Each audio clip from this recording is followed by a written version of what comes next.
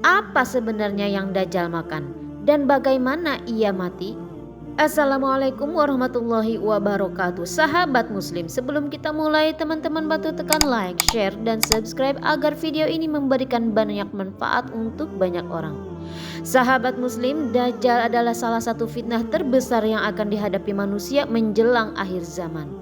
Rasulullah Shallallahu Alaihi Wasallam bahkan mengingatkan bahwa sejak Nabi Adam diciptakan hingga hari kiamat tidak ada fitnah yang lebih besar daripada fitnah Dajjal.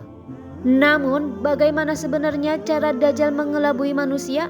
Apa yang ia makan? Dan bagaimana akhir hidup makhluk yang sangat berbahaya ini? Mari kita bahas satu persatu berdasarkan Al-Quran dan hadis sahih.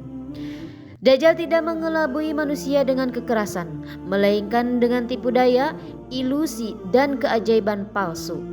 Ia datang pada masa manusia berada dalam kondisi lemah iman, penuh kekacauan, kemiskinan, dan ketidakadilan.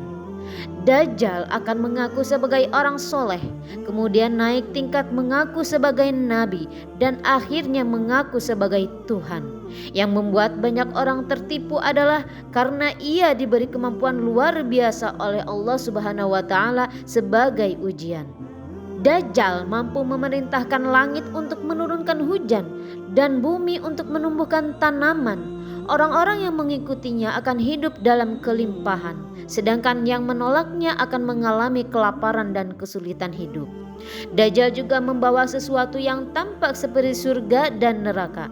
Namun Rasulullah Shallallahu Alaihi Wasallam menjelaskan bahwa neraka Dajjal sebenarnya adalah surga dan surga Dajjal sebenarnya adalah neraka. Ia berkeliling dunia dengan sangat cepat, kecuali Makkah dan Madinah yang dijaga oleh para malaikat. Banyak manusia tertipu karena lebih mengikuti logika, mata, dan kebutuhan dunia, bukan iman. Yang paling berbahaya, Dajjal pandai membaca kelemahan manusia, cinta harta, takut miskin, dan lemahnya tauhid. Lalu apa yang Dajjal makan dan minum? Dalam beberapa riwayat, Dajjal adalah manusia, bukan makhluk gaib. Ia makan, minum, dan hidup seperti manusia lainnya. Hal ini justru menjadi ujian besar karena ada manusia yang tetap menganggapnya Tuhan, padahal ia membutuhkan makanan.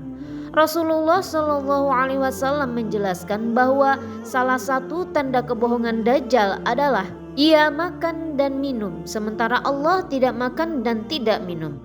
Ada pula riwayat yang menyebutkan bahwa pengikut Dajjal adalah orang-orang yang kehidupannya sangat bergantung pada materi. Maka makanan, kekayaan, dan kenyamanan dunia menjadi alat utama Dajjal untuk mengikat pengikutnya. Ini menjadi pelajaran penting. Ketergantungan berlebihan pada dunia bisa membuka pintu fitnah Dajjal. Sahabat muslim, bagaimana Dajjal meninggal dunia?